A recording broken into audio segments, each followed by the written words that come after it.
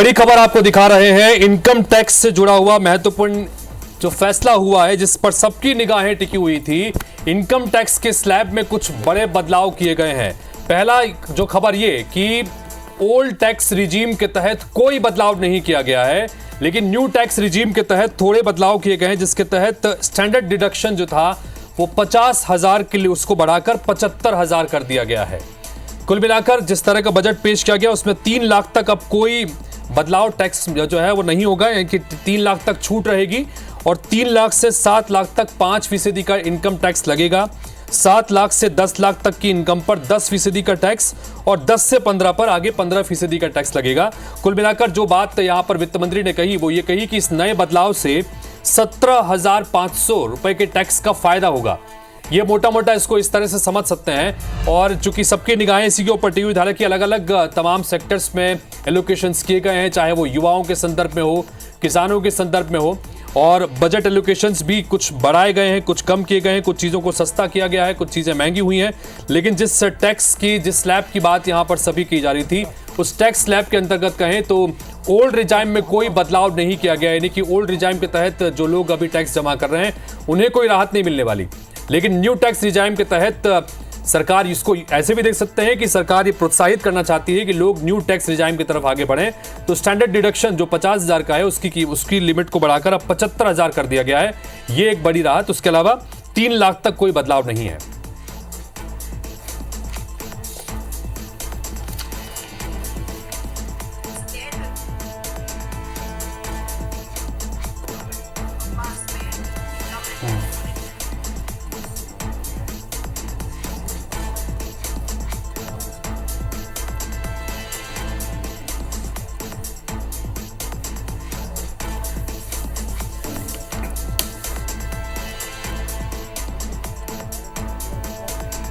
तो इन सब के बीच में चूंकि शेयर बाजार अक्सर रिएक्ट करता है, शेयर बाजार में बड़ी गिरावट दर्ज की गई है।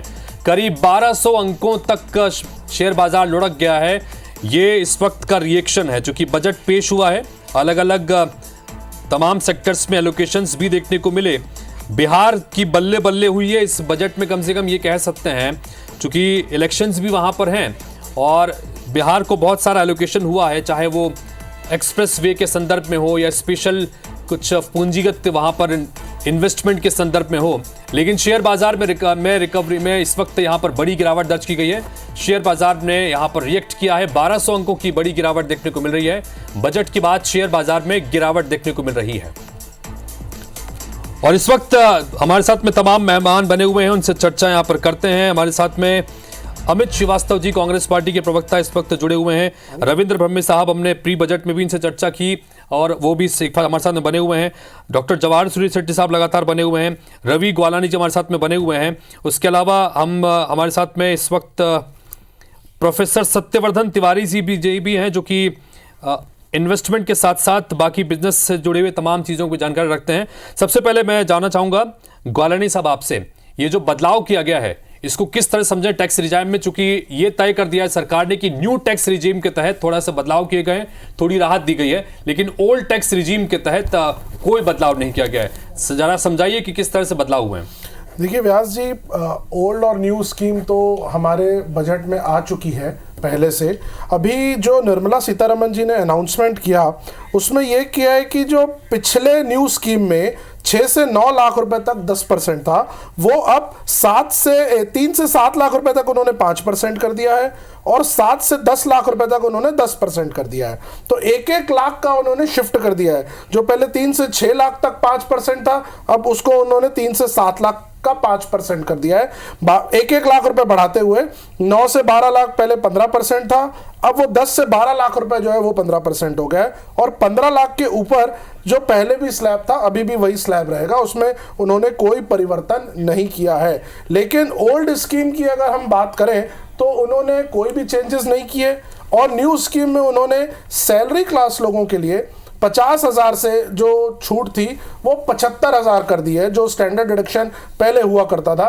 तो 25,000 का एक मार्जिनल सा रिलीफ उन्हीं लोगों को उन्होंने दिया है जो न्यू स्कीम ऑप्ट करेंगे।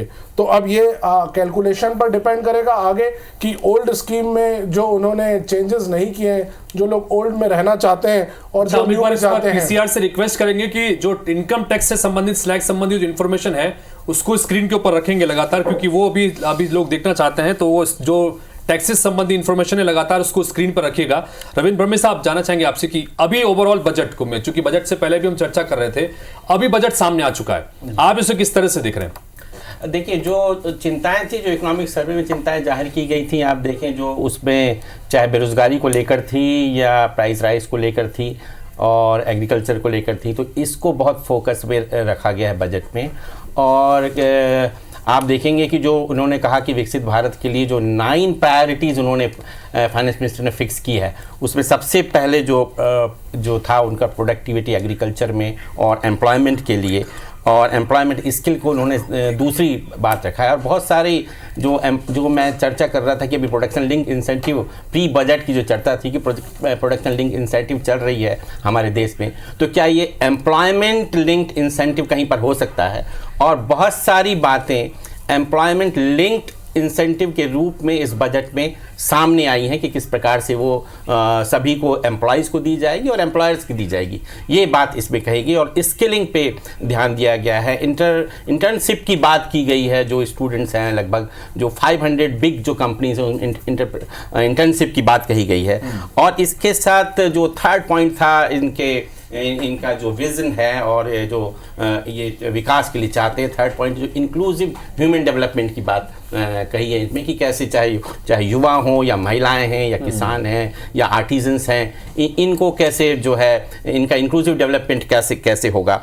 और उसके बाद जो है मैन्युफैक्चरिंग सेक्टर की बात की गई है, खासकर एक एग्रीकल्चर सेक्टर में। आप देखें हमारे यहाँ ये जो पल्स और ऑयल सीड्स है, इसकी जो है हम इसमें सेल्फ सफिशिएंट नहीं है। और चिंता की बात ये है कि हम जितना हमारा जो ऑयल सीड का हमारा जिस रेट से हमारा कंजम्पशन ग्रोथ हो रहा है, कि जो बढ़ रहा है, हम तेल का जो कंजम्पशन कर रहे हैं उसकी जो रेट ऑफ ग्रोथ है, और हमारे यहाँ ऑयल सीड की प्रोडक्शन की जो रेट ऑफ ग्रोथ है वो कम है।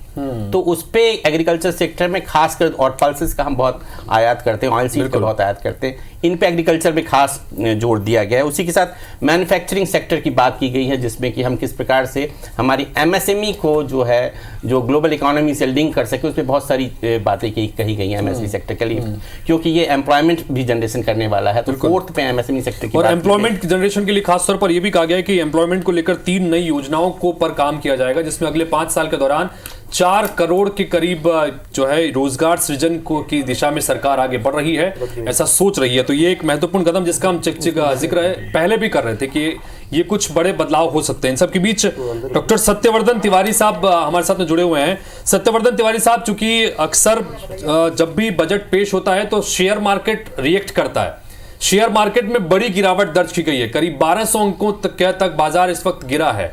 इसके पीछे आप किस तरह से, इसके पीछे क्या वजह मानते हैं और इसको किस तरह से दिया जाए, किस तरह से रिएक्ट किया है बाजार ने? जी, मैं ये कहना चाहूँगा, अगर हम एक कॉमन मैन के लैंग्वेज में बात करें बजट के बारे में, बजट कैसा है, तो कुछ बेसिक फैक्टर्स होते हैं जिनको हम कंसिडर करते हैं बजट को इवेलुएट करने के लिए। मैं एक सामान्य आदमी के हिसाब से समझाने की कोशिश कर रहा हूँ, फिर शेयर मार्केट पे भी आऊँगा, थोड़ा सा समय लूँगा। देखिए, अगर कॉमन मैन की बात करें बजट कैसा है, तो इस बजट के अंदर जो बैलेंस की बात की गई है, ये एक तो बैलेंस्ड बजट है पूरा, दूसरा फ्यूचर ओरिएंटेड बजट है। और इसके पीछे मैं ऐसा इसलिए कह रहा हूँ क्योंकि आप देखेंगे एग्रीकल्चर सेक्टर और इंडस्ट्री के बीच में बहुत बढ़िया सिंक्रोनाइजेशन इन्होंने करने की कोशिश करी है। साथ में बात करेंगे स्टैंडर्ड ऑफ लिविंग की या क्वालिटी लाइफ की बात करेंगे तो एजुकेशन पे बात कर रहे हैं, आपके एम्प्लॉयमेंट पे बात कर रहे हैं, फाइनेंशियल सपोर्ट नीडी लोगों के उस पे बात कर रहे हैं, हेल्थ केयर पे बात कर रहे हैं। तो एक बहुत ही सपोर्टिव सिस्टम है। इंफ्रास्ट्रक्चर के लिए भी इन्होंने बहुत कुछ रखा हुआ है, जिसमें रोड है, बिजली है, पानी है, ये सब की व्यवस्था। तो मेरे हिसाब से एक बहुत ही बैलेंस्ड बजट है। बात करें गिरावट की, ठीक है, तो मैं आपको कुछ बेसिक चीज़ें बताता हूँ। जैसे करीब 15 से 16 करोड़ इन्वेस्टर्स अभी डीमेट अकाउंट होल्डर्स हैं इंडिया के अंदर, और जो ग्रोथ है वो 11 से 12% के ग्रोथ से लोग एड ऑन होते जा रहे हैं डीमेट अकाउंट यानी शेयर मार्केट के अंदर। मतलब ओवरऑल मार्केट बहुत अच्छे से ग्रो कर रहा है, ठीक है। जो आपने कहा कि जो गिरावट 1200 पॉइंट के आसपास की गिरावट दिख रही है, वो टेम्पररी शॉर्ट टर्म गिरावट है, ये अपने आप ये करेक्शन पे हो जाएगा, करेक्ट हो जाएगा, इसके लिए कोई घबराने की बात नहीं है। अगर बात करें सेक्टर्स की, इस बजट को ओवरऑल अभी जितना हमने सुना है उसके हिसाब से बात करें तो कुछ सेक्टर है जहां पर निवेशकों को बहुत अच्छा मुनाफा मिल सकता है, जैसे एग्रीकल्चर, एलाइड सेक्टर है, फूड प्रोसेसिंग सेक्टर है, रिन्यूएबल एनर्जी पे काम करेंगे, सोलर हो गया, विंड हो गया, एनर्जी सेक्टर पावर जनरेशन पे भी कर सकते हैं, ईवीज पे काम कर सकते हैं, ऑटोमोबाइल पे है, इंफ्रास्ट्रक्चरल जो सेक्टर है इस पे भी काम कर सकते हैं, हेल्थ केयर हो गया, फार्मास्यूटिकल हो गया, इलेक्ट्रॉनिक सेमीकंडक्टर की भी बात कही गई थी, और टेलीकॉम सेक्टर। पर अगर एकदम ब्रॉड वे में कहें 2-3 सेक्टर सिलेक्ट करने की बात करें तो एग्रीकल्चर एक बहुत ही प्रॉमिसिंग सेक्टर समझ में आ रहा है, रिन्यूएबल एनर्जी प्रॉमिसिंग समझ में आ रहा है, और साथ में ईवीज और हेल्थ केयर प्रॉमिसिंग समझ में आ रहा है। तो कुल मिलाकर ये अलग अलग चीजें आपको इसमें लग रहा है कि भले ही अभी शेयर मार्केट ने इस तरह से रिएक्ट किया है, लेकिन उसके बावजूद कई सारे ऐसे सेक्टर्स हैं जहां पर बजट एलोकेशन बेहतर स्थिति में है, तो इसका असर आगे देखने को मिल सकता है। इन सबके बीच जी देखिए जो अभी गिरावट है शॉर्ट टर्म है वो उसकी चिंता ना करें, वो अपने आप डेवलप होगा। 2-4 दिन बाद हम देखेंगे स्थिति सुधरी और फेवरेबल दिखाई देंगी। बिल्कुल, ये फेवरेबल स्थितियां आगे नजर आएंगी, इस पर बात करेंगे। हमारे साथ में केदार गुप्ता जी भी इस वक्त जुड़ गए हैं, तो केदार गुप्ता जी के पास में भी चलते हैं। केदार जी, क्या कहेंगे, क्या ओवरऑल रिएक्शन इस पर, क्योंकि पहली अग्नि परीक्षा थी मोदी सरकार के इस तीसरे कार्यकाल का पहला पूर्ण बजट था, बहुत सारी संभावनाओं के बोझ थे, इन सब के बीच बजट पेश कर दिया गया है, क्या आपकी प्रतिक्रिया? बजट विकासोन्मुखी है और जैसा कि मोदी जी कह रहे हैं अमृतकाल चल रहा है, 2047 में हम विकसित भारत देख रहे हैं। आज से उसकी प्लानिंग चल रही है और 10 वर्षों में जो फाइनेंशियल प्लानिंग रही है, आप देखें मोदी जी के 10 वर्षों में हम 10वीं अर्थव्यवस्था विश्व की थे, हम 5वीं पे पहुंच गए हैं। और 5 ट्रिलियन इकोनॉमी की जब हम बात करते हैं और देश बात करता है तो ऐसा लगता है ये बजट के आधार पर किसान भाइयों की उत्पादकता बढ़ेगी। इसके साथ छोटी छोटी बातें जो बजट में कभी जीवन में देखने को नहीं मिली कि मूंगफली, सरसों और इन चीजों के बीजों का उत्पादन बढ़ाना है ताकि हमारा इंपोर्ट कम हो और जो हमारा कंजम्पशन बढ़ रहा है उस पर हम ज्यादा फोकस करें। तो सरकार कितनी बारीकी से चीजों का ध्यान कर रही है, इसको देखने की आवश्यकता है। सरकार ने महिलाओं के कौशल के लिए 3 लाख करोड़ रुपए, कृषि के साथ महिलाओं के रोजगार के लिए 3 लाख करोड़ रुपए की जहां बात करती है सरकार, जहां रोजगार के लिए 4 करोड़ युवाओं को 5 वर्षों में अवसर देने की बात करती है, जो 80 लाख प्रति वर्ष होता है। उसके साथ 5,000 रुपए उनको पेंशन की योजना, 1 करोड़ लोगों को जो वहां पर नई 500 कंपनियों में जाएंगे सीखने के लिए, 5,000 रुपए प्रति महीना। ईपीएफओ के आधार पर 15,000 रुपए की सुविधा, सहयोग सरकार का अगर 1 लाख से सैलरी कम है। इतनी चिंता करने वाली मैं समझता हूं आजादी के बाद कोई ऐसी सरकार आई है जो युवाओं का, किसानों का, महिलाओं का, उद्योगों का इतना चिंतन कर रही है। मुझे ऐसा लगता है कि भारत आत्मनिर्भरता के साथ और रोजगार सृजन करने वाला देश बनेगा, जहां पर अगर मुद्रा बैंक योजना की मैं बात करूं तो 10 लाख रुपए बिना गारंटी के जो मुद्रा लोन मिलता था वो सीधा डबल कर दिया गया, 20 लाख रुपए। तो अब 20 लाख रुपए तक का लोन लेकर विदाउट सिक्योरिटी और कम इंटरेस्ट पे एक व्यक्ति रोजगार करेगा और रोजगार को सृजित करेगा, अनेक लोगों को रोजगार देगा। और जहां तक एक्साइज ड्यूटी की बात है उसे रिड्यूस किया गया। जो आज की आवश्यकता है कि कैंसर की दवा सस्ती होनी चाहिए, मोबाइल सेक्टर जो मैन्युफैक्चरिंग सेक्टर है भारत में विश्व में अपना नाम पैदा कर रहा है, उसमें बिल्कुल। तो केदार गुप्ता जी का ये कहना है कि ये अमृतकाल वाला बजट है और इसमें सारे वर्गों का ख्याल रखा गया है। अमित जी, आपकी प्रतिक्रिया इस विषय को लेकर, क्या प्रतिक्रिया आपकी पूरा ओवरऑल बजट को देखने के बाद, और जिस तरह से केदार जी कह रहे हैं कि तो अमृतकाल वाला बजट है? देखिए, निश्चित तौर पे कहते हैं ना कि तुम्हारे फाइलों में गांव का मौसम गुलाबी है मगर तुम्हारे आंकड़े झूठे और दावे किताबी हैं। और कहते हैं कि this is the first budget of Amritkaal. निश्चित तौर पे हमें बहुत उम्मीद थी, जनता को बहुत उम्मीद थी, गांव, गरीब, युवा, आदिवासी, किसान सब ये देख रहे थे कि ये 7वां बजट जो सीतारमण जी पेश करने जा रही हैं, निश्चित तौर पे बहुत दिनों से लोगों को इंतज़ार ज़रूर था। लेकिन मुझे लगता है कि ये लीग सरकार का वीक बजट है, दिशाहीन बजट है और इससे लोगों को बहुत ज़्यादा उम्मीद नहीं हुई है, क्योंकि लगातार अगर आप देखेंगे तो ना किसान, ना जवान, ना नौजवान, ना किसान, ना जवान, ना नौजवान, किसी के लिए भी बजट में कोई नहीं है प्रावधान। और लगातार आप देखेंगे तो पहले भी जो इन्होंने वादे फुलफिल किए थे उसे डिलीवर नहीं किया। तो मुझे लगता है जनता इन पे विश्वास करे भी तो करे क्यों, लेकिन लगातार अगर आप देखेंगे, हम पहले भी कह रहे थे पिछला बजट भी चुनावी था, ये बजट भी चुनावी है, और ये मजबूती वाला बजट नहीं, ये मजबूरी वाला बजट है। आंध्र प्रदेश हो चाहे बिहार हो। अमित जी ये कह रहे हैं कि नौजवानों के लिए कुछ नहीं है। आपकी जब मैनिफेस्टो में बकायदा जिक्र किया गया था कि अगर आपकी सरकार बनती है तो इंटर्नशिप कराएंगे हम लोग, और इंटर्नशिप हम लोग अपनी तरफ से 1 साल का फ्री देने की बात करेंगे।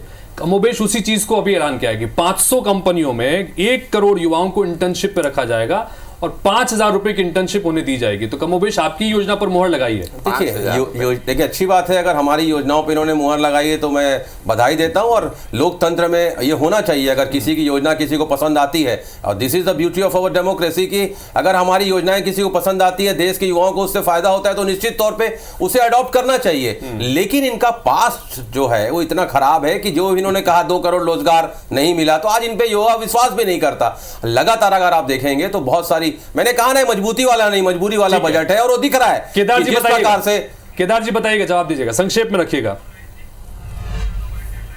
1 मिनट रुकिए, पहले मोहन यादव जी कुछ कह रहे हैं, उनको सुन लेते हैं। 1 मिनट आ रहा हूं आपके पास। बात होती है इंफ्रास्ट्रक्चर का डेवलपमेंट। विकसित भारत में ही विकसित मध्य प्रदेश की संभावना भी छिपी हुई है। इस नाते से मैं पूरे बजट की अपनी ओर से बधाई देता हूं, शुभकामना देता हूं। तो मध्य प्रदेश के मुख्यमंत्री डॉक्टर मोहन यादव शुभकामनाएं दे रहे थे, उनकी पूरी बात हम सुन नहीं पाए, आगे सुनाएंगे। जी केदार जी अपनी बात रखिएगा। देखिए, भारत में इंफ्रास्ट्रक्चर की आवश्यकता है, और जितना इंफ्रास्ट्रक्चर अभी डेवलप हुआ है, बाई रोड अगर एक शहर से दूसरे शहर जाते हैं, एक प्रदेश से दूसरे प्रदेश जाते हैं, तो आपको गर्व की अनुभूति होती है कि वाह, मेरा भारत कहां से कहां पहुंच गया। और देश में जो इंफ्रास्ट्रक्चर का डेवलपमेंट कर रहा है, उसके लिए 11,11,111 करोड़ रुपया, जैसे कि हम पुराने जमाने में 101 रुपया, 1100 रुपया, 2100 रुपया खुश होकर दिया करते थे, ऐसा खुश होकर ये मोदी सरकार ने 11,11,111 करोड़ रुपए इंफ्रास्ट्रक्चर के लिए दिए कि देश तेजी से दौड़ सके। अब कोई बाढ़ में पुल पुलिया में ना रुके, और देश की स्पीड जो है वो लगातार 100-120 की स्पीड में हमारे युवा इधर से उधर जाए और अपने काम को अंजाम दें। इसके साथ जब 11 लाख करोड़ रुपए में सीमेंट, स्टील, ये सब सारा परचेस होगा और रोजगार मिलेगा, तो देश कहां से कहां आगे बढ़ेगा। ये मेरे कांग्रेसी भाइयों को ये बात समझ में नहीं आती। ये तो कभी ये सोचते थे क्या कि कस्टम ड्यूटी कैंसर में कम करना है, मोबाइल में कम करना है, या चार्जर में कम करना है, जिससे स्वस्थ होगा मेरा देश और मेरा देश तेजी से के साथ विकास करेगा। तो मेरा मानना है कि जहां ग्रामीण विकास के लिए सरकार ने 2,66,000 करोड़ का बजट, 2,66,000 करोड़ ग्रामीणों के उत्थान के लिए, ग्रामीण के विकास के लिए दिया है, तो ये सरकार चाहती है कि अगर भारत देश का विकास कहीं से होना है तो ग्रामीण क्षेत्रों से होना है। उसके लिए 2,66,000 करोड़ का बजट रखा है। कृषि की उत्पादकता कैसे बढ़ेगी इसकी चिंता किया है। 1,52,000 करोड़ रुपए किसान भाइयों के डेवलपमेंट के लिए रखा है। तो मेरा मानना है कि जो ये बजट रखा गया, ये भारत को आत्मनिर्भर और रोजगार सृजित कराने वाला बजट है। और आप देखेंगे जहां एनर्जी की बात होती है तो सोलर एनर्जी की चिंता की गई है। अब उसके कोई इक्विपमेंट्स महंगे नहीं होंगे, और 1 करोड़ से ज्यादा घरों को 300 यूनिट तक सोलर की बिजली फ्री मिल सके, प्रधानमंत्री ने ये योजना बनाई है। तो मेरा मानना है कि राष्ट्र के सेवक प्रधानमंत्री और राष्ट्र की सेविका हमारी चलिए मैं इस पर प्रतिक्रिया लूंगा, लेकिन हमारे साथ में राम अवतार तिवारी साहब भी हैं, वरिष्ठ पत्रकार, उनसे भी जानते हैं। तिवारी साहब, हमने इस बात में जिक्र किया था कि जिस परिस्थिति में इस बार तीसरे कार्यकाल में सरकार बनी है भारतीय जनता पार्टी की, उस परिस्थिति में कम से कम एक बात ये कही जा रही थी कि इस बार सरकार वो करेगी जो जनता चाहती है। अब तक सरकार ने वो किया जो सरकार खुद सोचती थी कि अब क्या होना चाहिए। क्या आपको इस बार के इस बजट में एलोकेशंस में वो चीज नजर आई, ये बात ध्यान में रखते हुए भी कि बिहार को अच्छा खासा पैकेज मिला है और गठबंधन के तहत नीतीश कुमार एक बहुत महत्वपूर्ण भूमिका इस वक्त निभा रहे हैं, बाकी तमाम चीजें भी हैं, किस तरह से देख रहे हैं इसको? देखिए, लोकसभा चुनाव के दौरान जो बातें दिखी, युवा दिखे, मुद्दा एक युवा था, युवा में कौन जिसको नौकरी नहीं मिल रही है वो, तो उनको नौकरी देने के हिसाब से योजना बनाया गया। बड़ा मुद्दा किसान था कि किसानों के जो योजनाएं हैं, किसानों को और देना है। किसान अभी भी आंदोलन पर उतारू हैं, पहले भी उनकी मांग पूरी नहीं हुई है, तो किसान को और दिया जाए, वो दिया गया। टैक्स में छूट की बात लंबे समय से चल रही थी, वो दिया गया।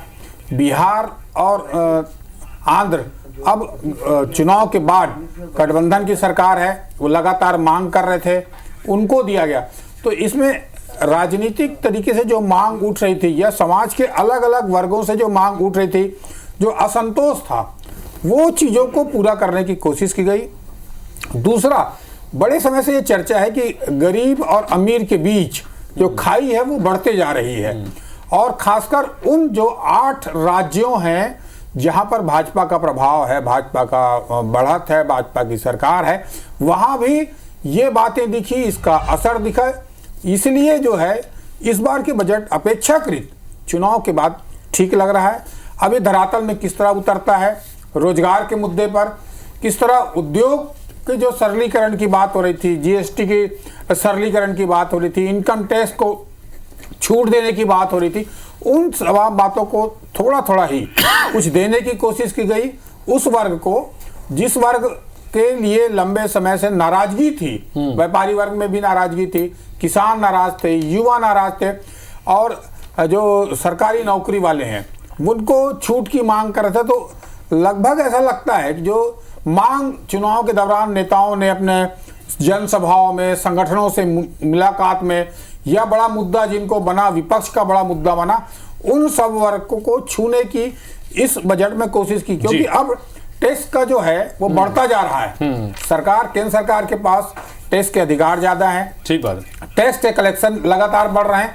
तो उन बजटों को उस वर्ग के बीच कैसे समायोजित किया जाए और कैसे दिया जाए, ताकि जो एक भाजपा का विकसित भारत का संकल्प है वो भी चीजें 2047 का विजन भी ध्यान में रखा है, और जिन जिन राज्यों में अभी चुनाव तुरंत होने हैं उन चुनाव के हिसाब से भी चीजों को ध्यान में रखा गया है। जवाहर सूर्य शेट्टी साहब, जानना चाहेंगे आपसे, एजुकेशन को लेकर हम इससे पहले बात कर रहे थे, करीब करीब 1.5 लाख करोड़ रुपए का एलोकेशन इसमें देखने को मिला। उच्च शिक्षा के लिए 10 लाख तक का जो लोन है वो 3% की ब्याज पर मिलेगा, जिसका हम इससे पहले कार्यक्रम में जिक्र भी कर रहे थे।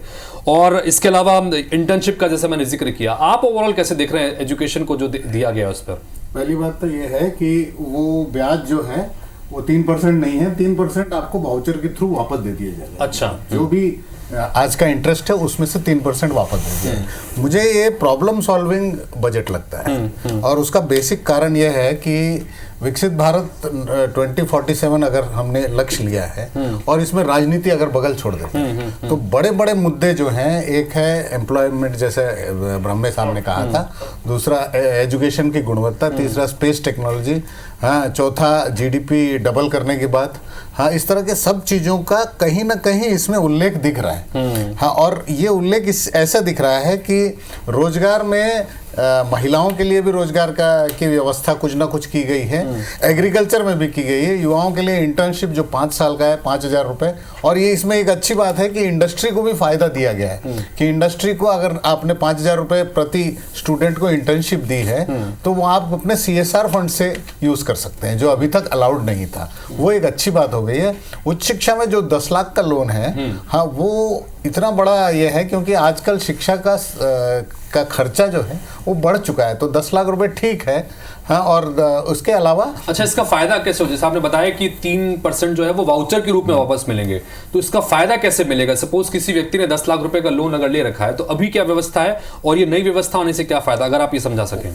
उदाहरण के तौर पे अगर 9.5% ब्याज है और मैंने 9.5% पे लोन ले लिया और लोन का इस्तेमाल वहाँ कॉलेज में चुका दिया जी, उसके बाद मुझे सरकार से 3% का जो वाउचर मिलेगा वो मेरे अकाउंट में मैं क्रेडिट कर सकता हूँ। अच्छा, यानी डायरेक्टली मुझे 3% कम नहीं मिल रहा है, बैंक को कोई तकलीफ नहीं आएगी। हाँ, ये मुझे उसका बेनिफिट मिलेगा जब मैं यूज करता हूँ। अच्छा जी, एक बात बोल रहा हूँ, लगातार ये बात उठ रही थी कि हम विकसित भारत बनाएंगे, हम विश्व गुरु बनेंगे, तो उसके लिए शिक्षा के लिए जो ढांचागत तैयारी होनी चाहिए, अनुसंधान के लिए पैसा होना चाहिए, वो कम हो रहे थे, ये आरोप लग रहे थे। और उस दिशा में काम जब तक नहीं होगा तब तक कोई देश आगे बढ़ नहीं पाएगा। तो इस बजट में उसकी तरफ ध्यान दिया गया है कि उसको कैसे उस गति को दिया जाए जो शिक्षा पर, तो उसको अलग अलग तरीके से, सीधे ना देकर अलग अलग तरीके से कैसे शिक्षा को प्रगति के रास्ते पे और ले जा सकते हैं। देश में जो युवा वर्ग तैयार हो रहा है, महंगाई और उसके कारण, बेरोजगारी के कारण तैयार नहीं हो पा रहे, तो युवा वर्ग को जो पढ़ना लिखना चाहता है वो कैसे संसाधनों से तैयार हो सके, उनके रास्ते तैयार हो सके, वो इस बजट में है, दिख रहा है। चलिए, इस वक्त हमारे साथ में 2 मेहमान और जुड़ गए हैं। हमारे साथ में अभिषेक साहू जी नजर आ रहे हैं जो कि बाजार एक्सपर्ट हैं और साथ ही हमारे साथ में दीपक अग्रवाल जुड़े हैं जो कि सचिव हैं Madhya Pradesh chamber of commerce के।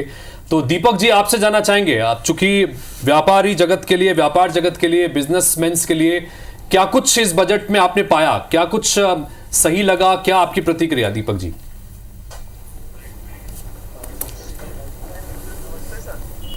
देखिए, मुझे ऐसा लगता है कि ये एक लॉन्ग टर्म प्लानिंग के हिसाब से बजट है जिसमें विकसित भारत की परिकल्पना नजर आ रही है। जी बोलिए। जो सरकार ने 9 मुख्य जगह फोकस किया है, चाहे वो एग्रीकल्चर में उत्पादन बढ़ाने पर सरकार ने जो ध्यान दिया है, जैसे आज भी हम लगभग 40% से अधिक ऑयल सीड्स या खाने का तेल पे विदेशों में डिपेंडेंट हैं। उसके लिए 40% जो सरकार ने ध्यान दिया है कि सरसों, सोयाबीन, मूंगफली इनका उत्पादन बढ़ाने पर सरकार ने ध्यान दिया है। वेजिटेबल की आज भी जो रेट वेजिटेबल मौसम के आज मौसम चेंज होता है, सरकार के उसके बाद सब्जियों के भाव बदल जाते हैं, तो सप्लाई चेन और स्टोरिंग पे सरकार ने ध्यान दिया है। एम्प्लॉयमेंट के लिए सबसे अट्रैक्टिव है कि जो skilling in collaboration with state government 20 lakh युवाओं के लिए 5 साल तक स्किल डेवलपमेंट पर जो सरकार ने किया है वो बहुत ही स्वागत योग्य कदम है। इंटर्नशिप 500 कंपनियों में, 500 टॉप कंपनियों में जो 1 करोड़ युवाओं को 5,000 रुपये महीने की इंटर्नशिप दी है, वो भी एक बहुत ही स्वागत योग्य कदम है। और साथ ही मैं एक बात करूँगा कि छोटे शहरों के लिए आज हम जब आईटी की बात करते हैं तो छोटे शहरों के 5 से लेकर 10,000 युवा, जैसे ग्वालियर जैसे शहर की बात करें तो 5 से लेकर 10,000 युवा हमारे जो अन्य शहरों में, हिंदुस्तान के अन्य शहरों में और विदेशों में काम करते हैं। तो आईटी कंपनियां, इसके लिए सरकार को एक स्पेशल पैकेज लाने की आवश्यकता थी कि आईटी कंपनियों को सभी पूरे हिंदुस्तान में एस्टेब्लिश हो। आज गिने चुने शहरों में आईटी हब बनते जा रहे हैं। तो जब यहाँ का जो पढ़ा लिखा युवा है, एक जो टैलेंट है जो बाहर जा रहा है, तो उससे छोटे शहरों का विकास नहीं हो पा रहा है। इसलिए सरकार को आईटी हब जो कुछ ही शहरों में बनता जा रहा है, एक आवश्यकता थी कि उसमें एक स्पेशल पैकेज लाके हिंदुस्तान में अनेक सभी राज्यों में आईटी के स्पेशल पैकेज दिए जाएं और आईटी हब बनाया जाए।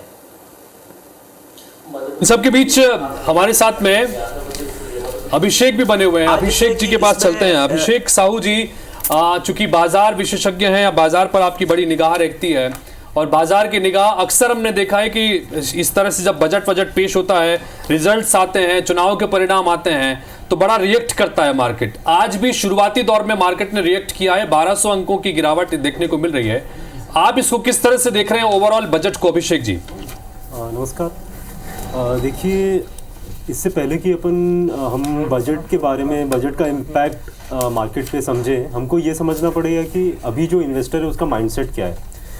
अभी जो इलेक्शन का रैली आया था और बहुत सारे इन्वेस्टर्स ऐसे थे जिन्होंने रैली को मिस कर दिया। अब उनके माइंडसेट में ये रहता है कि क्योंकि हमने एक रैली को मिस किया है तो वो जो बजट वाला रैली है उसको एज एन अपॉर्चुनिटी यूज़ करना चाहते हैं। तो नेचुरली एक्सपेक्टेशंस बहुत ज़्यादा रहता है कोई भी बजट जैसा लैंडमार्क इवेंट जब भी आता है।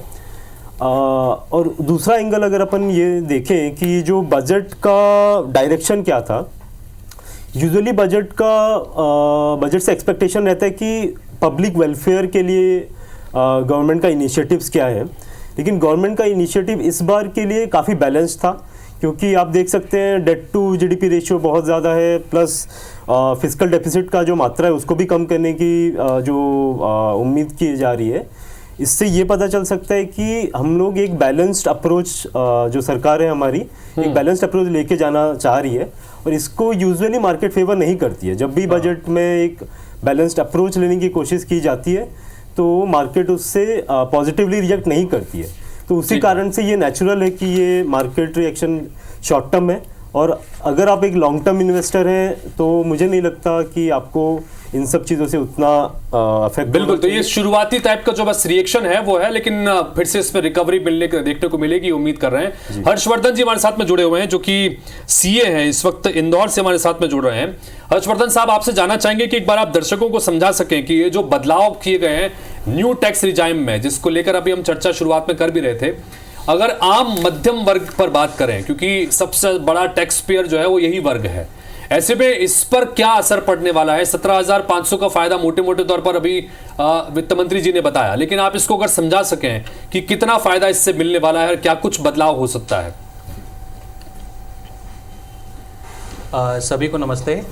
देखिए, ये बजट जो है ये बहुत ध्यान रख कर एक मिडिल क्लास फैमिली के हाथ में कितनी हम इनकम दे सकते हैं, पैसा हाथ में रख सकते हैं, उस पर ध्यान रखकर बनाया गया है।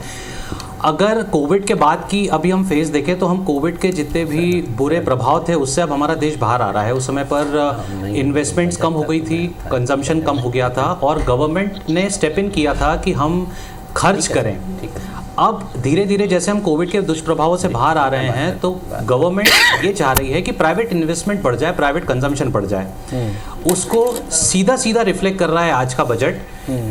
हर स्लैब में, अगर हम नई रिजीम की बात करें तो हर स्लैब में 1-1 लाख रुपए का एडिशन कर दिया गया है।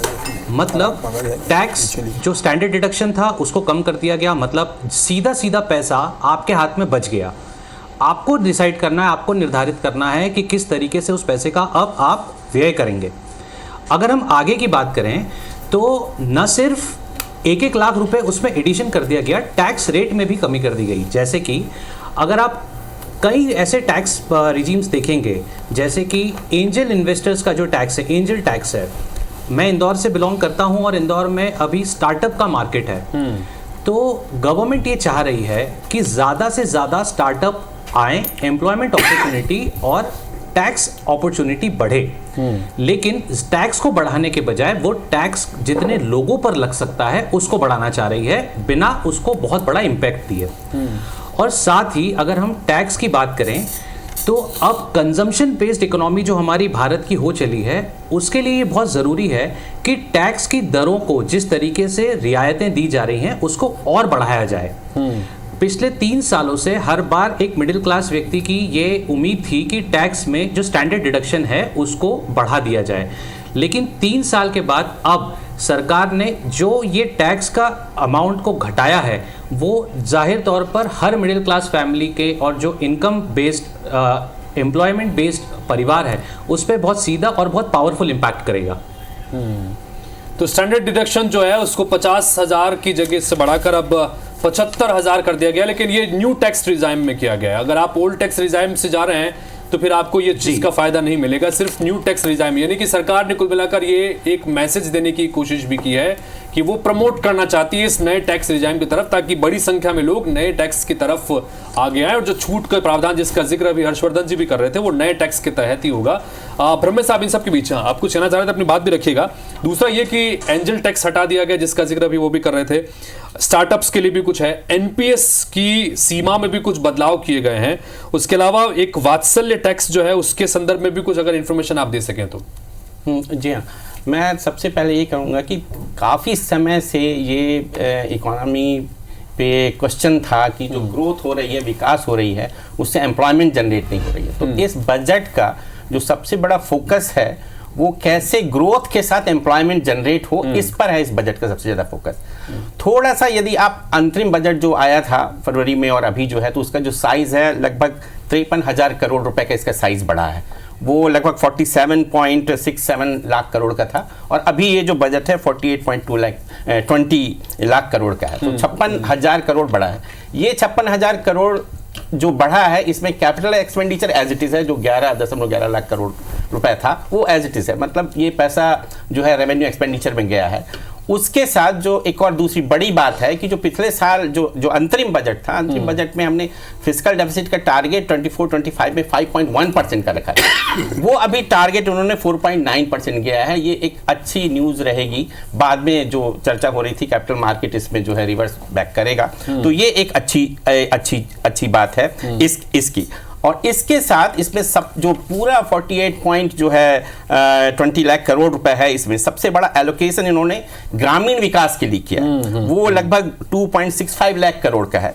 और उसके बाद इनका जो एलोकेशन है वो एजुकेशन में लगभग 1,25,000 करोड़ का, 48,000 करोड़, 1,48,000 और कृषि में 1,52,000 करोड़। नहीं, इसका यदि आप इसको देखेंगे जो फाइनेंशियल जो सेक्रेटरी का जो एक्सपेंडिचर का नोट आता है, जो अभी फाइनेंस मिनिस्ट्री की वेबसाइट पे है, तो अपडेट है। करेंगे। हाँ, ये उन्होंने बजट डॉक्यूमेंट आ गए हैं तो 1.25 शिक्षा के लिए बता रहे हैं। हाँ, 638 लाख करोड़ का है। ठीक है। और जो है इसके बाद एग्रीकल्चर एलाइड सेक्टर में 1.51 लाख करोड़ का एलोकेशन एग्रीकल्चर के लिए। ठीक है। मुझे एक सवाल है जी। कि इसको धरातल में उतरने की कितनी संभावना है, किस रूप में देखते हैं आप? एग्जैक्टली, ये बड़ी बात। बिल्कुल, ये देखिए बजट में एलोकेशन हो जाता है, पर उसका क्रियान्वयन किस तरीके से आप करते हैं इस पे बहुत डिपेंड करेगा। और काफ़ी चीज़ों को इन्होंने कहा है कि जो डिजिटल मोड में लाएंगे जिससे कि ट्रांसपेरेंसी बनी रहे और जो वीकनेस है वो दूर हो, और जो एक्सपेंडिचर है उसकी जो क्वालिटी ऑफ एक्सपेंडिचर है वो उसमें जो है वृद्धि हो। तो ये बात ज़रूर हर बजट में कही जाती है, और ये बजट की सबसे बड़ी चुनौती भी होती है कि उसकी क्रियान्वयन को लेकर। तो ये ज़रूर है, इनमें बात कही गई। केदार जी कुछ कहना चाह रहे हैं? केदार जी, मेरा सवाल आपसे ही था कि भाई ऐलान तो हो गया, और विपक्ष से जुड़े तमाम नेता ये आरोप लगाते हैं कि ऐलान तो कर दिया, लेकिन जमीन पर उसके एलोकेशन की जब बारी आती है तो कुछ नजर आता नहीं। आप मुस्कुरा भी रहे हैं और कुछ कहना भी चाह रहे हैं, अपनी बात रखिएगा केदार जी। देखिए, मैं मुस्कुरा इसलिए रहा हूं कि मोदी है तो भरोसा है, ये हम कह रहे थे। मोदी है तो मुमकिन है, हम कहते थे। और आज जितने भी बुद्धिजीवी, अर्थशास्त्री और प्रेस के लोग बैठे हैं, मीडिया के लोग बैठे हैं, वो बजट की सराहना कर रहे हैं। जो चैम्बर के लोग जुड़ रहे हैं वो बजट की सराहना कर रहे हैं। जैसे मैंने लगातार बिना सांस लिए बात कही थी कि किसानों के लिए 1,52,000 करोड़ रुपए, ग्रामीण क्षेत्र के लिए 2,66,000 करोड़ की, गांव का भी डेवलपमेंट हो। इसके साथ मैं एक बात पर ध्यान आकर्षित करना चाहता हूं कि मोदी है तो मुमकिन है। ये जो 10 वर्षों तक भारतीय जनता पार्टी की, मोदी जी की सरकार चली, इसने ग्राउंड लेवल पर ही तो काम किया। 4 करोड़ से ज्यादा प्रधानमंत्री आवास दिए, 11 करोड़ से ज्यादा शौचालय बनाए। ये क्या जमीन में ही तो काम होते हैं? इससे बड़े और काम कहां हो सकते हैं? 6,000 किसान Samman Nidhi direct benefit transfer के तहत पहुंची। जो लोगों को लाभ मिलना है वो सीधा उनके खाते तक पहुंचा, और जो चीजें गरीबों के लिए बनना है वो सीधा बनती हुई दिखी। ये पहला भारत है और ये नवीन भारत है जो गरीबों के लिए काम कर रहा है, जो किसानों को आगे बढ़ाने की बात कर रहा है। दूसरी बात, आप देखें कि सरकारें ऐसी होती है कि जिस तरफ ज्यादा परचेसिंग बढ़ रही है, ज्यादा ध्यान लोगों का खरीदी में जा रहा है, उस पर टैक्स बढ़ा दिया करती थी। पर यह सरकार ऐसी है कि इसने लिथियम बैटरी पे टैक्स कम कर दिया। आज इलेक्ट्रिक व्हीकल्स है जो ज्यादा बिक रहे हैं, उस पर कस्टम ड्यूटी कम कर दी। तो सरकार चाह रही है कि आप ज्यादा से ज्यादा आधुनिकता के साथ काम करें और रोजगार सृजित करें। रोजगार सृजित करने के लिए मैंने एक बात कही कि 10 लाख से 20 लाख मुद्रा बैंक योजना को कर दिया। अब आप रोजगार नहीं मांगेंगे, अब आप रोजगार देंगे। दूसरा जो बड़ी बात है कि लॉन्ग टर्म कैपिटल गेन, जो पहले 20% लगता था टैक्स, 20% उसे घटाकर 12.5% कर दिया। 7.5% टैक्स कम करना लॉन्ग टर्म में। अगर आपकी कोई पुरानी संपत्ति है, पिताजी की खरीदी संपत्ति है, उसको आप 3 वर्षों बाद अगर बेचते हैं तो पहले 20% टैक्स लगा करता था, जो अब 12.5%। इससे लिक्विडिटी बढ़ेगी। हाँ। और लोगों को पैसा मतलब बेचने के बाद, जमीन बेचने के बाद टैक्स गवर्नमेंट को कम देना होगा। इससे वो नया रोजगार कर सकते हैं और इंडस्ट्री लगा सकते हैं। तो मुझे ऐसा लगता है, जो मैंने दो शब्द कहे थे कि आत्मनिर्भर भारत, रोजगार सृजित करने वाला भारत, किसान की उत्पादकता बढ़ाने वाला भारत, ऐसा बजट है। और मैं सबको धन्यवाद दूंगा, पूरे देश को धन्यवाद दूंगा कि ऐसी सरकार को चुना जो भारत माता के विकास। तो केदार जी, आपने जब यहाँ बात कर रहे थे तो यहाँ पर अमित जी भी अपनी बात रखना चाह रहे हैं, वो भी लगातार हाथ खड़ा कर रहे हैं, और साथ ही राम अवतार जी भी कुछ कहना चाह रहे हैं। मैं एक बार इन दोनों को एक एक करके मौका दे दूं। अमित जी क्या कहेंगे, बताइए। सारे वर्ग जो के लोग जो हैं वो तारीफ कर रहे हैं, ये केदार जी का कहना है, तो आप क्या तारीफ करेंगे या किस तरह से देख रहे हैं बजट को? देखिए, भाजपा के बहुत ही सम्मानित हमारे बड़े भाई केदार भैया की बातों को मैं बड़े गौर से सुन रहा था, लेकिन कहते हैं ना कि उन्हें मालूम है जन्नत की हकीकत, लेकिन दिल बहलाने के लिए गालिब ख्याल अच्छा है। देखिए, उन्होंने कहा कि जिस प्रकार से मोदी जी की, उन्होंने कहा मोदी जी हैं तो मुमकिन है। आज उन्होंने गारंटी की बात नहीं की, क्योंकि वो जानते हैं कि गारंटी तो है, वारंटी नहीं है, जनता समझ चुकी है। फिर उन्होंने किसानों की बात की। हमारे किसान भाई, हमारा देश जो है कृषि प्रधान देश है। बहुत उम्मीद थी 2022 तक किसानों की आय दुगनी करने की बात करते थे, बड़े बड़े सपने दिखाते थे। 2014 में आप देखेंगे तो ये कहते थे अब की बार मोदी सरकार। फिर 2019 में जब ये आए तो इन्होंने फिर कहा कि जिस प्रकार से इन्होंने कहा कि हम 2000 नए सपने दिखा के इन्होंने 2024 के लिए आए, लेकिन आज जनता सारी चीज़ों को समझ चुकी है साहब। और मुझे लगता है कि जब तक आप विकसित भारत की बात करते हैं लेकिन मध्यम वर्ग को आप टच नहीं करते, और क्या बिना मध्यम वर्ग के लोगों को साथ में लिए उनकी भलाई किए, क्या आप 2047 का सपना देख सकते हैं? तो मुझे लगता है जनता सारी चीजों को समझ चुकी है और इनके अब लब्बो लबाव को भी बहुत अच्छे से समझ चुकी है। और जनता छत्तीसगढ़ की भाषा में आप कहेंगे ना, बजट एक शब्द में कहते हुए मुझे बड़ा खराब लग रहा है, लेकिन एक शब्द में अगर कहेंगे तो ये लबरा बजट है। चलिए ठीक है, ये कांग्रेस पार्टी के नेता का ये कहना है कि लबरा बजट है, लेकिन बाकी तमाम वर्गों से भी लगातार बात कर रहे हैं। राम अवतार जी, हाँ आ रहा हूँ आपके पास। एक बार राम अवतार जी की मैं प्रतिक्रिया लूं सर, 5 सेकंड। अच्छा ठीक है, बोलिए केदार जी, 5 सेकंड सुन लीजिए। हाँ बोलिए केदार जी बोलिए। देखिए, मेरे कांग्रेस के प्रवक्ता को खाली शेरो शायरी याद आ रही है। क्यों? क्योंकि बोलने के लिए कुछ नहीं है। गालिब ख्याल अच्छा है, कविता पढ़ लो, गालिब ख्याल अच्छा है, काम खत्म। ये कहां सोचते थे ये कांग्रेसी भाई? ये क्या आज जो पर्यटन के क्षेत्र में ग्लोबली भारत को स्टैंड करने की बात हो रही है, मैं वो विषय छूट गया था इसलिए कह रहा हूं। जैन, बौद्ध और हिंदू तीर्थ स्थल गया जहां हम पितृ तर्पण करते हैं, किसी ने अगर पितृ तर्पण नहीं किया तो वहां जाकर कर लेता है। इतनी बड़ी आस्था का क्षेत्र है वो, पर्यटन के क्षेत्र में उसका विकास होने वाला है। ये कितनी अच्छी बात है। तो विकास भी और विरासत भी, इसमें यह भी है, संस्कृति और परंपरा के साथ चलने की बात है। ये मेरे कांग्रेसी भाई कहां समझेंगे? ये तो भाई कविता पढ़ लो, और वकील साहब है सुप्रीम कोर्ट के, बहुत राम अवतार जी बताइए। एक मिनट, मेरे को भी जस्ट गिव मी 5 क्या करें? एक कविता पढ़ के गाली, लेकिन मुझे बाकी मेहमानों के पास 5 सेकंड। देखिए, आपने केदार भैया को भी दिया ना समय। ठीक है। देखिए क्या है, लोकसभा चुनाव में जनता ने जो तगड़ा झटका दिया है, तो अब इनके पास भी कहने के लिए कुछ नहीं। अब ये कह रहे थे जनता ने हमें चुना, नहीं चुना है साहब। 240 हो आप, जितनी जल्दी इस चीजों से बाहर निकल जाओ। ये मजबूती वाला बजट नहीं, मजबूरी वाला बजट है आपके लिए।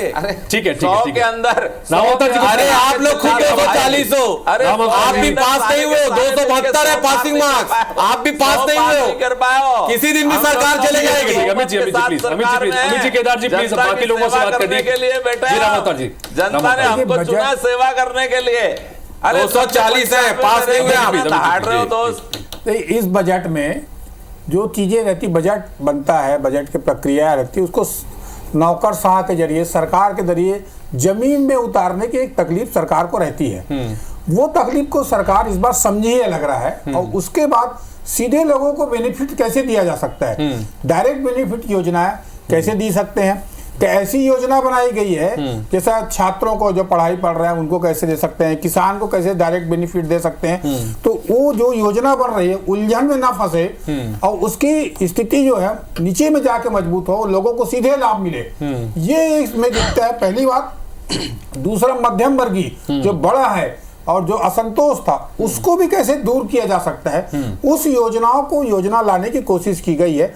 ये दिखा दोनों को फंड जो है काफी देने की कोशिश की गई इसी वर्ग को खासकर, और लॉन्ग टर्म में जैसे कि 2047 का विजन भी लेने की बात करती है। हाँ। जो पैसे वाले हैं वो पैसे निकालने कैसे, पैसे निकाल के सही उपयोग करें टैक्स का, तो उसके लिए जो छूट लॉन्ग टर्म की जितनी सारी योजनाएं चाहे सोने चांदी पर, तो इस पर जो पैसे वाले हैं वो भी सही अपने अधोसंरचना तैयार करने के लिए, फैक्ट्री खोलने के लिए या पैसा बाहर निकल कर सही पूंजी निवेश कर पाए लोग, उसके लिए योजना बेहतर दिख रहा है उस गति में। तो हमारे साथ में सत्यवर्धन जी भी जुड़े हुए हैं, वो भी अपनी कुछ बात कहना चाह रहे थे, और हर्षवर्धन जी भी कहना चाह रहे थे, और दीपक जी भी। एक एक करके मैं सबके पास आता हूं। पहले सत्यवर्धन जी, आप अपनी बात रखिएगा कि इस विषय संबंधी क्या कुछ कहना चाह रहे हैं, और जैसा हमने कहा था अभी कि निवेशकों को आप सलाह देने का बेहतरीन काम करते हैं, तो उस लिहाज से भी आगे आने वाले समय में क्या आप सलाह देना चाहेंगे? देखिए, मैं एक बात ये कहना चाहूँगा, बजट जो है ना, बजट का जब हम अवलोकन करने चलते हैं तो एक प्रीसेट माइंडसेट के साथ ना करें, बैलेंस्ड होकर, अनबायस्ड होकर बजट का अवलोकन करें। अगर ऐसा करते हैं तो बहुत ही बैलेंस्ड बजट ये है।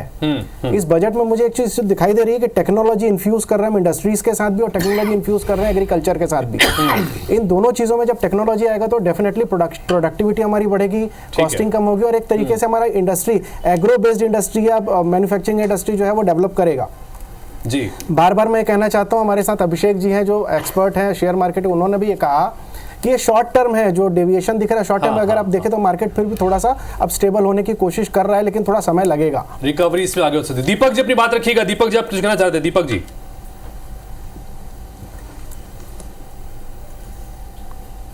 हाँ, इसमें मैं एक बहुत ही स्वागत का कदम सरकार ने उठाया है कि जो 12 इंडस्ट्रियल पार्क, जो कि प्लग एंड प्ले पार्क बनाए हैं under national industrial development corridor, मुद्रा लोन की लिमिट 10 लाख से 20 लाख की है, 24 सिडरी की नई ब्रांच खोली है और ई कॉमर्स प्रमोशन।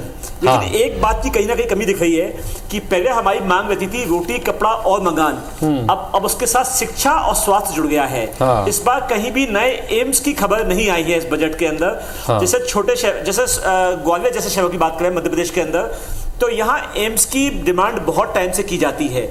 आज भी आज़ादी के 75 साल से अधिक हो गए हैं, आज भी स्वास्थ्य की कोई सेवाओं के लिए यहाँ से 400 किलोमीटर दूर दिल्ली गुड़गांव या 1000 किलोमीटर दूर मुंबई जाना पड़ता है। तो इसलिए एम्स की कोई भी घोषणा नहीं हुई है इस बजट में, तो जिसकी हमें बहुत उम्मीद थी कि इस बजट में कि पूरे हिंदुस्तान में 10 से लेकर 15 नए एम्स खोले जाएंगे और ग्वालियर जैसे शहर में स्वास्थ्य सेवाओं के विकास के लिए कुछ कार्य किया जाएगा। बिल्कुल, तो ये एक सेक्टर है जिसको जो कह सकते हैं कि अछूता रह गया, वो है हेल्थ, और ये बहुत महत्वपूर्ण सेक्टर था।